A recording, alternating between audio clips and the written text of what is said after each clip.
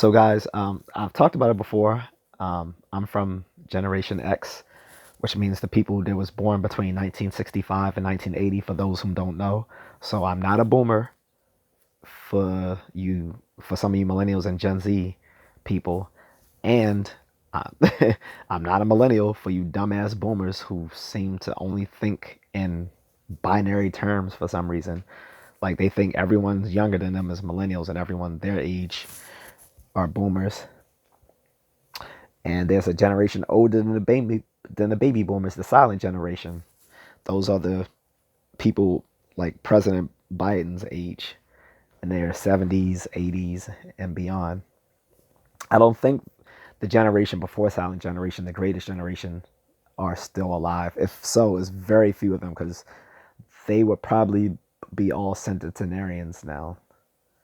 So yeah, there might be a few from the greatest generation left. I'm not sure. But if so, I'm thinking they're all like 100 plus. In any case, the point I was getting to is that Gen X, we had some of the greatest stuff as in our childhood. Um, like we were a generation that was raised by the TV, and a lot of boomers and people in the silent generation basically thought that was a detriment to us. So everything pretty much millennials were critiqued for. Gen X, we got it first, guys. Gen X, we were criticized for everything you guys were criticized for as well by the baby boomers. That's why you guys think you hate boomers. Gen X hates baby boomers way more than the millennials because we were actually raised by them. Okay, so we're in that sweet spot where we live pre-internet and post-internet and got the experiences of both. And this is all to say, so I was raised definitely by TV. I was a latchkey kid, which means I came home from school and let myself in, and there was no parents there until they got off from work. Parents just weren't overly concerned that we were going to kill ourselves if we were let loose to our own devices. Okay, we didn't have helicopter parenting like they did later on in the late 90s and 2000s and beyond. And there was some dangers going on. Like kids can be kids, and which is to say reckless or make poor decisions. But some of the stuff we used to watch, like cartoons, used to be heavily violent, and because they were violent, it was offset by the fact that they had to have like messages in those cartoons at the end of it to promote like some sort of good morale or lesson for children. And I was saved by those lessons, probably. um, I probably should be thankful for watching those 80s cartoons for saving my life. So here's the first instance: Stranger Danger. It was way overhyped in the 80s and early 90s, but it did occasionally happen. And a lot of those messages in cartoons was what to do when faced with strangers, to avoid talking to strangers. If someone tries to follow you, to get in some sort of authority figure, a teacher, a police person, or something that can help you. And if you're home, and here's the lesson that was apropos to me, was that if you're home alone, don't let strangers know that you're home alone.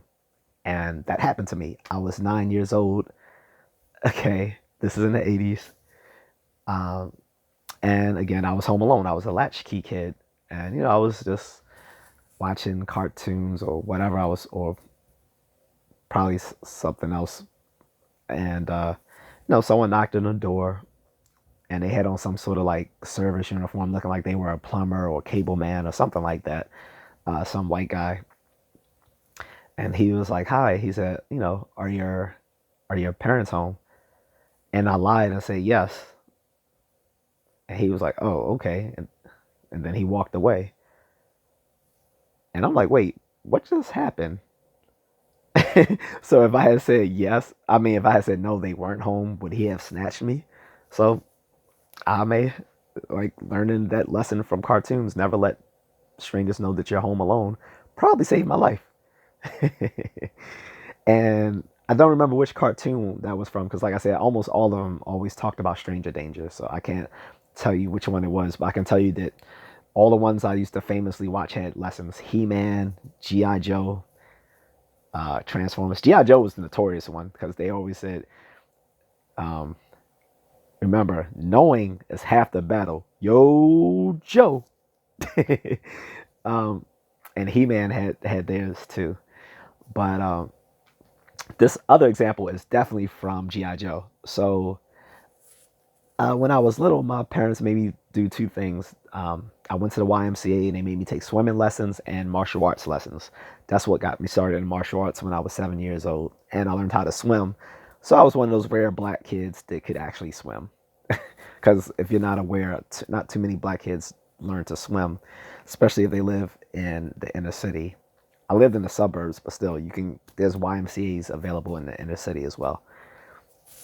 Point is, I learned how to swim, but I never learned how to tread water. And it just so happened in one of the episodes of G.I. Joe at the end, it was teaching kids how to, what will happen if if they find themselves in a deep body of water, how to tread water until they can get help.